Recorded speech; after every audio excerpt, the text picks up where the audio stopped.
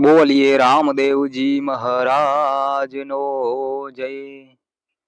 મિત્રો આજે આપણા વિડીયોની અંદર આપણે જાણીશું રામદેવજી મહારાજનો જન્મ થયો ત્યારે અજમલ રાજાને રામદેવજી એટલે કે શ્રી કૃષ્ણ જ્યારે દ્વારકામાં હતા ત્યારે તેઓને નિશાનીમાં શું આપ્યું હતું। તો મિત્રો અજમલ રાજાને પુત્ર નહોતો અને અજમલ રાજા લોકોના મેનાટોના ખાઈ ખાઈને થાકી ગયા હતા। ત્યારે અજમલ રાજાએ તપ કરવા માટે જંગલમાં ગયા અને જંગલમાં ભોળાનાથને પ્રસન્ન કર્યા।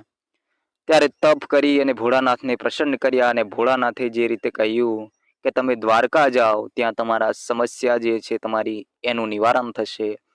ત્યારે અજમલ રાજા છે એ ચાલતા ચાલતા છેક દ્વારકા પહોંચે છે અને દ્વારકાની અંદર જે રીતે તેઓ દરિયાની અંદર કૂદકો મારે છે અને દરિયાની અંદર કૂદકો મારે છે ત્યાં તેમને સોનાની આખી નગરી દેખાય છે।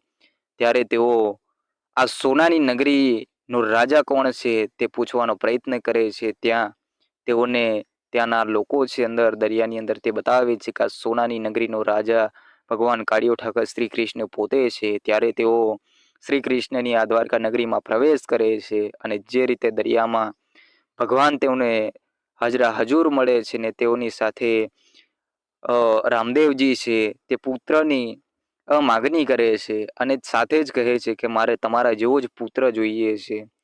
તો મિત્રો રામદેવજી મહારાજ નો જ્યારે જન્મ થવાનો હતો એ પહેલા જે રીતે શ્રી કૃષ્ણ અજમલ રાજાને દરિયાની અંદર મળ્યા અને જે રીતે અજમલ રાજાએ માંગણી મૂકી કે મારે તમારા જ જેવો પુત્ર જોઈએ છે ત્યારે અજમલ રાજાની આ વાત સાંભળીને શ્રી કૃષ્ણ ગદગદ થઈ ગયા અને કહ્યું કે મારા જેવો તો હું જ છું અને મારા જ જેવો જોઈતો હોય તો પછી મારે જ આવવું પડશે રણુજામાં।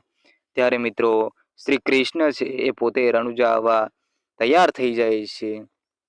જ્યારે રાજા અજમલજી સંતાન પ્રાપ્તિની આશા સાથે દ્વારકાધીશને શરણે ગયા ત્યારે તેમની ભક્તિથી પ્રસન્ન થઈને ભગવાન શ્રી કૃષ્ણએ પોતે જ પુત્ર રૂપે અવતારવાનું વચન આપ્યું।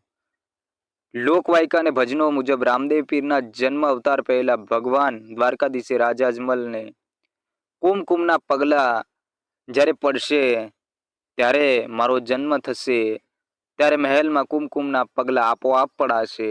ઝાંઝરના ઝણકાર મહેલમાં પ્રભુના આગમન સમયે ઝાંઝરનો અવાજ સંભળાશે। પારનું ઝૂમશે, ખાલી પારનું પોતાની મેળે હાલવા લાગશે જે ભગવાનના અવતારની નિશાની હશે। ગુગળની સુવાસ આખા મહેલમાં પ્રસરી જશે। પહેલા તો વિરમદેવ ભગવાનને અજમલજીને જણાવ્યું હતું કે પહેલા વિરમદેવ શેષ નાગનો અવતાર જન્મ થશે ત્યારબાદ હું પોતે રામદેવ તરીકે અવતરીશ। અને મિત્રો જે રીતે